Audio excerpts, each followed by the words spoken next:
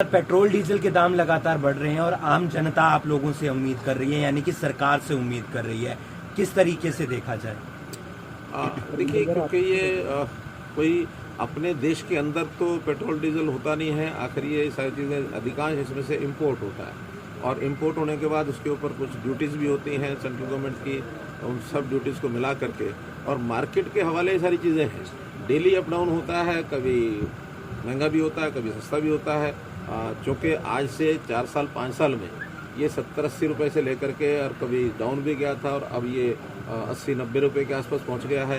तो ये 10-15% का एक पिछले 4-5 साल के अंदर ही उछाल आया कुल मिलाकर। अब ये देखा जाए तो ओवरऑल कोई बहुत ज़्यादा नहीं है, फिर भी हर जो पैसा जेब से किसी से निकलता है, आखिर हमारी भी इच्छा होती है कि ना निकले, कम रहे, तो उसके ऊपर नज़र तो रहती है सरकारों की।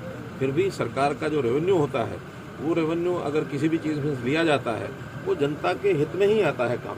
अगर इसमें से मानो रेवेन्यू कल को वैट अथवा एक्साइज ड्यूटी कम की जाती है, थोड़ा सस्ता होता है, तो वो पैसा जनता के जो काम आने वाला है वो काम नहीं आएगा। तो ये सारी चीज़ें संतुलन बैठाने के लिए केंद्र सरकार हमेशा इसके ऊपर नज़र रखती है और ये जो कि केंद्रीय नीति से ही सारा चलता है। स्टेट्स का जहाँ तक विषय है, हमारा वैट बाकी स्टेट से काफ़ी कम है। हमारा वैट इतना ज़्यादा नहीं है कि हम इसको और कम करेंगे। तो बाकी जगह पर जैसे रेट होता है, संतुलन बैठा करके उनके कंपटीशन में ही रखना पड़ता है। उसमें से स्टेट को भी एक जो रेवेन्यू आता है, उस रेवेन्यू से जनता का भर्ती जो हुई है उसके कारण काफी विवाद चल रहा है, लगातार बयानबाजी हो रही है। 22 एसडीओ हरियाणा के हैं, बाकी जिलों के हैं, राज्यों के। देखिए, जो लोग इस प्रकार की बातें कर रहे हैं उनका असली चेहरा ये सामने आया है इस विषय में से। तो क्यों कह रहा हूँ असली चेहरा सामने आया है कि ये जो कहते हैं कि हाँ इतने कम लोग आए, इन्होंने हिसाब ही नहीं लगाया है। कुल मिलाकर के 200 लोगों में से और 128-30 लोग वो हरियाणा के हैं। अभी अलग बात है कि अलग अलग कैटेगरीज में से हैं।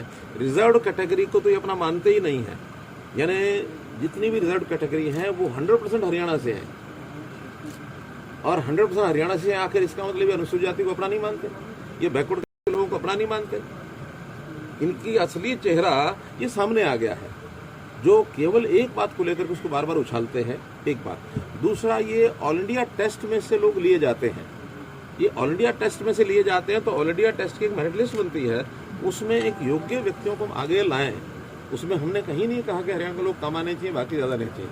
सारे देश के लोगों में से लोग लिए जाते हैं। उसके अंदर हमारा रिजर्वेशन का अलग से कोटा है, वो पूरे के पूरे 100% लिए जाते हैं। इसलिए अगर हिसाब लगाना तो टोटल का लगाएं। लगभग 200 लोगों में से 100 से ऊपर लगभग 130 लोग हरियाणा के हैं। एकदम एग्जैक्ट संख्या मुझे ध्यान नहीं है, लेकिन 70 के आसपास ही बाहर के हैं। आप टोटल लिस्ट अपने उठा करके किसान लगातार महापंचायतें कर रहे हैं हरियाणा में, किस तरह देखते हैं? हाँ जी, किसान लगातार आंदोलन जो चल रहा है सर लगातार हरियाणा के अंदर। देखिए, लंबा एक विषय चल गया है। अब चूंकि हम धैर्यपूर्वक इन सब चीज़ों को देख रहे हैं और हम समझा भी रहे हैं, हम बता भी रहे हैं हर मोर्चे पर कि ये तीनों जो बिल बने हुए हैं, इन तीनों बिलों में किसान का कोई नुकसान नहीं है, बल्कि इनके इम्प्लीमेंटेशन के बाद किसान का लाभ ही होगा। और चूंकि अब इनकी इम्प्लीमेंटेशन हुई नहीं है, हमने ये भी कहा है कि इम्प्लीमेंटेशन होने के बाद किसी भी विषय को लेकर के किसान का नुकसान होता है तो हम हमेशा तैयार हैं उन चीज़ों को विड्रॉ करने के लिए। हमारे कहने से भी पहले केंद्र सरकार ने कह दिया है कि आप इसमें बताइए क्या गलत है। जो आप बताएंगे गलत है, उसको ठीक करने के लिए 24 घंटे हमेशा हम तैयार हैं।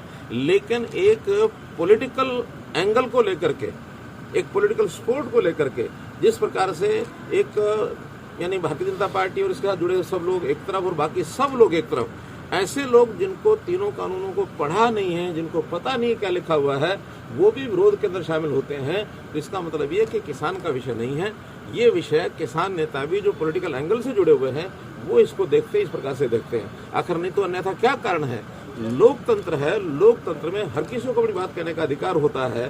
कौन सा ये लॉजिक इनके पास है कि हाँ इस पार्टी के लोग वो नहीं आएंगे, बाकी पार्टी को लोग आते रहेंगे? इसका मतलब है कि लोकतंत्र पर भी एक बड़ा प्रश्न चिन्ह इन लोगों ने खड़ा किया है। लोकतंत्र को चैलेंज दिया है कि किसी भी कारण से न तो किसान हित में है, न जनता के हित में है, न किसी पार्टी के हित में है। कुल मिलाकर के मर्यादाओं को ध्यान रखना चाहिए। लोकतंत्र के ऊपर हमारा देश, हमारी लोकतांत्रिक व्यवस्थाएं, इनको मजबूत करना ये हर किसी का काम है, चाहे वो सरकार हो, चाहे विपक्ष हो, चाहे जनता का कोई वर्ग हो। लोकतंत्र को अगर बचा कर रखेंगे तो हम बहुत अच्छे प्रकार